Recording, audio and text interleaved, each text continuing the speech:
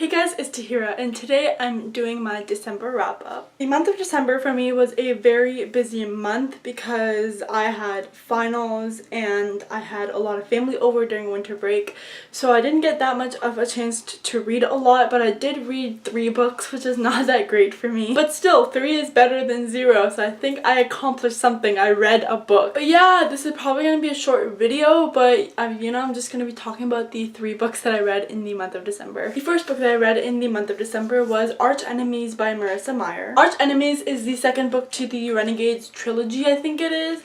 And the first book, Renegades, follows the main character Nova, who is part of the anarchists, who are the super villains of the world. Nova is trying to get revenge for her family's death earlier in her life, and in order to do so, she secretly joins the Renegades group. The Renegades are the heroes of the world, and she joins the Renegades group to take them down from within. But of course, she meets a boy and they start developing feelings, and she starts learning more and more about what it means to be a villain and a hero. This book was so good. I love the Renegades series so much. I think it's such a fantastic series. The world is amazing. I love the politics of the world and the tension between the anarchists and the Renegades. That's one of my favorite part of the whole series. And of course, the characters are amazing. I love Noah and Adrian so much. The one thing about Arch Enemies is that it's not as much as action as Renegades. It's more talking about the politics of the world and learning more about how the world works. But nonetheless, I found it really interesting, and I was enjoying myself throughout. Like, I never get bored throughout any of the Renegades books, and this was no different. So I'm really excited for the third book to see how it all concludes, because with this series, Marissa Meyer has a tendency to let you off with a really big cliffhanger, and it was no different for this book. So I'm really excited for the third book, and I can't wait to learn how this series ends because it's so amazing. The second book I ended up finishing in the month of December was Lady's Guide to Petticoats and Piracy by Mackenzie Lee. This book follows the main character of Gentleman's Guide's sister named Felicity, who was one of my favorite characters in Gentleman's Guide to Vice and Virtue.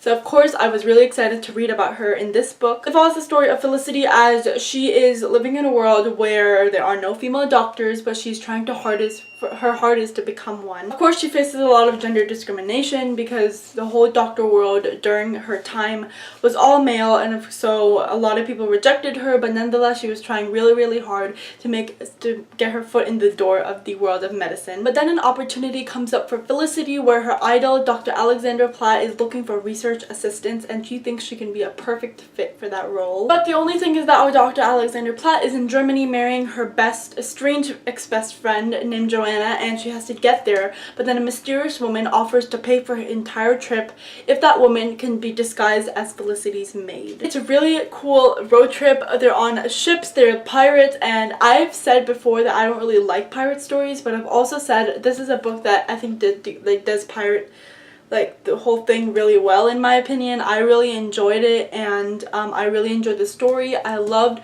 Felicity's very feminist views, and it was so cool to read about such a badass female in her time. She was doing so much, she was making so many strides for females in her generation, and she was just so driven and very focused on what she really wanted, which was to be a doctor. I think that Gentleman's Guide to Vice and Virtue is a bit better because I like the main characters better, and I like the humor because Monty is such a hilarious character. But Monty and Percy do make a small role in, it's more than a cameo, they actually make a small role in this book, which I really enjoyed seeing them. But overall, this was really fun, and I had a really great time reading it. The third book and final book that I read in December, I'm telling you, this video is going to be really short. But anyway, the third book that I read was actually a non-fiction book, and that was Dear America, Notes of an Undocumented Citizen from Jose Antonio Vargas. Dear America follows the story of Jose Antonio Vargas as he comes to America at the age of, I think it was 12, when he came all by himself to America from the Philippines, and it's his story as he is an undocumented citizen and how he lives his life in fear and danger. It was really insightful into how undocumented citizens live every day in fear and how they are struggling every day to be safe. What I liked about this nonfiction book is that it was told more in a story format. The author is telling you a story about his childhood and his life and how he became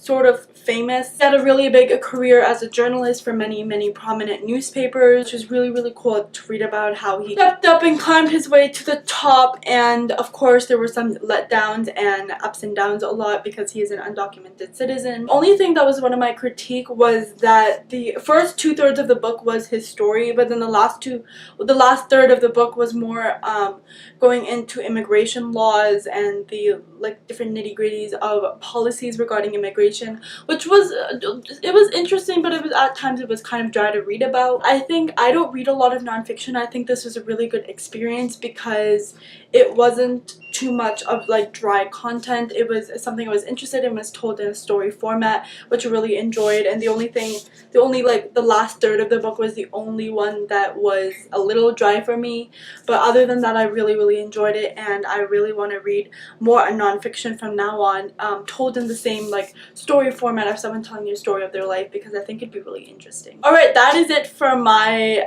December wrap up. I know that is really short, but I'm hoping to read a lot more in January, which hopefully I will. But that is it for my December wrap up. Let me know down below what was your favorite book that you read in the month of December, as I would love to know. That is it for this video. Hope you enjoyed, and I'll see you next time. Bye.